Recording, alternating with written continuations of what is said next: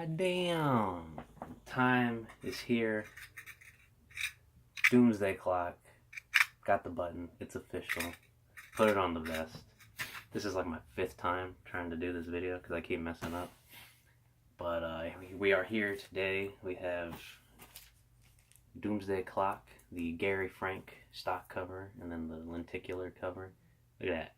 Look at that. God, that's beautiful.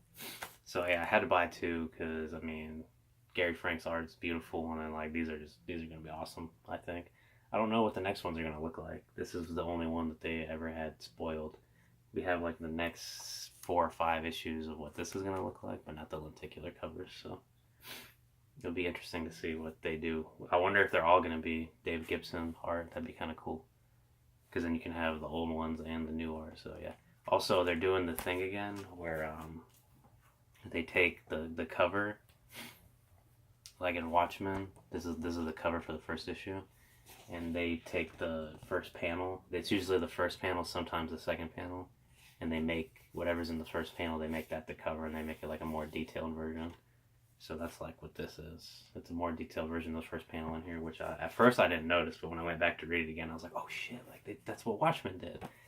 So yeah, pretty dope. It's a direct sequel to this. I don't know if I said that yet. 7 years is when it takes place. Because this happens in 92, I think.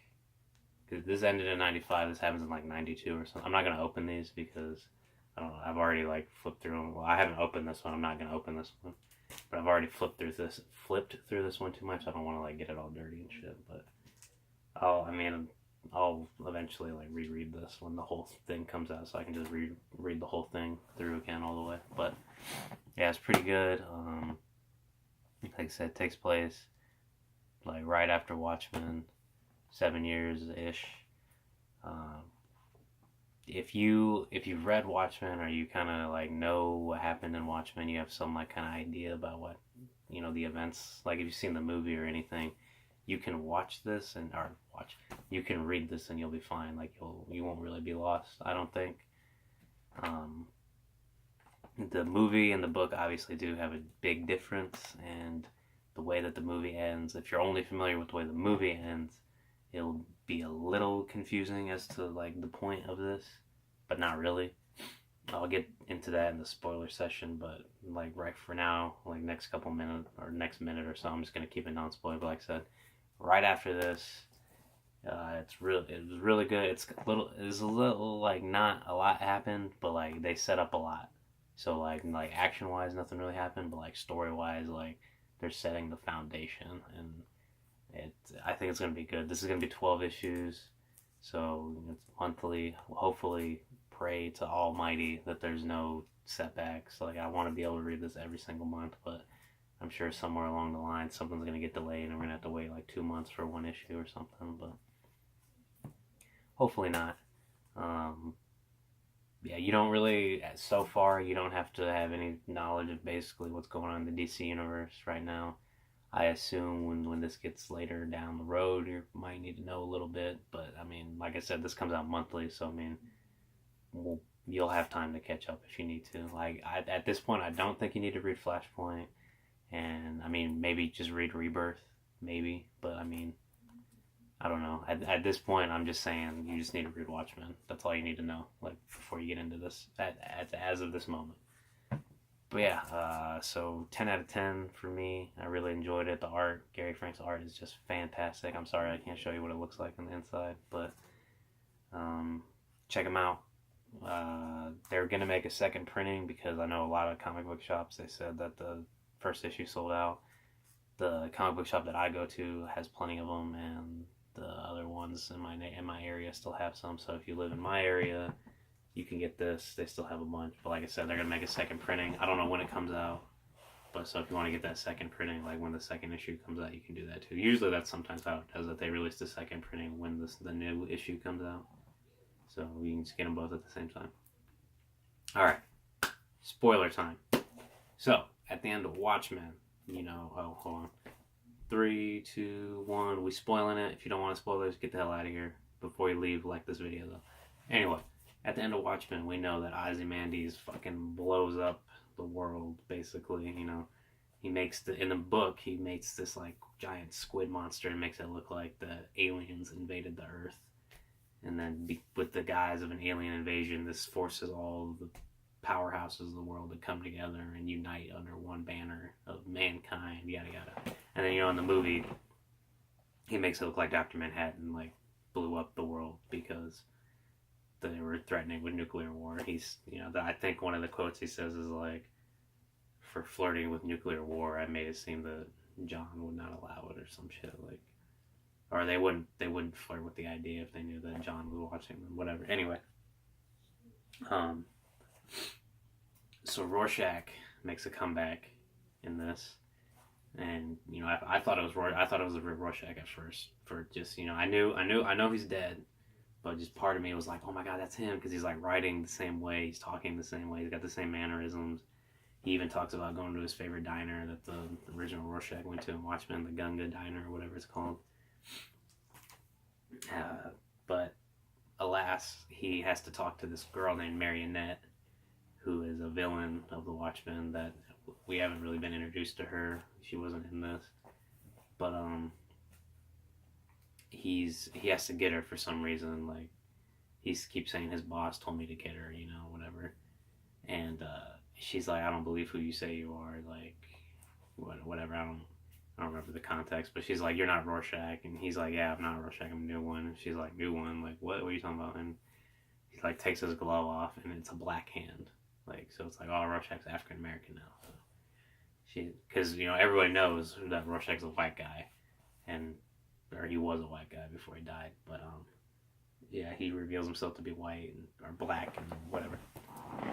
So the big spoiler though is that, like I said earlier about how they use the first panel to make the cover. So this is the cover. You notice anything? Who is that? Ozymandias. They find out that Ozymandias tricked the world into world peace. So I remember at the end of Watchmen when, you know, before they went to go confront Veidt, Rorschach threw his journal into the New Frontiersman's like window mailbox thing, whatever. And then at the end of it, they were like, oh, I'll just pull something from the Craig file, and then Rorschach's journal's in there. So they talk about after they finally deciphered what his journal was saying, that they learned the truth that Veidt is actually the bad guy. Like, Veidt like tricked everybody. So Russia is like pissed. Like, Russia's like, America was in on it, and, you know, whatever. Like, they only did that to stop Russia from expanding. So then Russia just fucking puts their tanks right back into Poland, and it's like, oh, okay, like Cold War just right back where it left off. But yeah, it's really good. You know, you kind of feel that Watchmen, to me personally, like, I know a lot of hardcore Watchmen fans might get mad, but to me, like, it felt like Watchmen again, kind of, just like from the opening page, and just the art. Like, Gary Frank's art is amazing. Like, it's just so nice to like see the transition, you know, going from Dave Gibson's, you know, just beautiful like Silver Age comic book style to now, you know, like, we're back home and we haven't touched upon these characters in a long time, and now we're back here and we have more of the modern age art, and it's fucking amazing. Like, you couldn't have had anybody better draw this, and I really hope he stays throughout the whole event. I really hope it's not like he's just drawing this. I'm pretty sure Jeff Johns said it was him and Gary Frank were doing this, because I remember in the Dark Side War, when that happened, you know, everybody was pumped because like Jeff Johns and Gary Frank are getting together to work on this, and I think he did like part of the first issue, and he didn't even do the rest, Gary Frank. But I think it's because he said he was working on a big project, and I pray to God this was it. Like, I want Gary Frank to be drawing all of this. So I'm going to be getting both covers from now on, the lenticular and the thing. I don't remember if I said this in this video or another video, but it'd be cool if all the lenticular ones were Dave Gibson art, and then you get all the stock covers and Gary Frank's art, so that way you can kind of compare them. But yeah, so Veidt is the bad guy. Well, I mean, obviously Veidt's the bad guy. He was the bad guy to begin with, but Veidt's the big baddie, and he's Rorschach's boss, actually, the new Rorschach, and he needs him to get Marionette, and I don't know what the plan is yet, but Ozymandias says that she has a role to play in helping find John, and then there's actually a flashback to when John says that he's leaving. And yeah, let me see if I can find it real quick. Hold on, so I can show you. All right, I found it. He goes, "I'm leaving this galaxy for one less complicated," and then Ozymandias says, "But you've regained interest in human life," and then John says, "Yes, I have. I think perhaps I'll create some." So there's that. They actually recreate this scene, kind of. I don't think they draw it the exact same way, but they try to recreate the exchange that they have, and they put it in the Doomsday Clock. It's cool to see like Gary Frank's rendition of it, like with his art style. But yeah, they have that whole conversation again, and this John has said this multiple times. Well, it's been alluded that he's been saying in some of like the crossovers, or not crossovers, but some of the DC comics that have like alluded to Dr. Manhattan's involvement, like especially in the Button, and then this is actually, they reminisce this scene again at the end of Rebirth. Like this was the last scene in Rebirth after you see Batman like hold the button up. When you flip the page, you see the Dr. Manhattan talking about that nothing ends, nothing ever ends, and he talks about this again. And then in the Button, he talks about how we're all puppets. Like I'm just a puppet who can see the strings. Like they keep quoting back to like things that Dr. Manhattan has said. But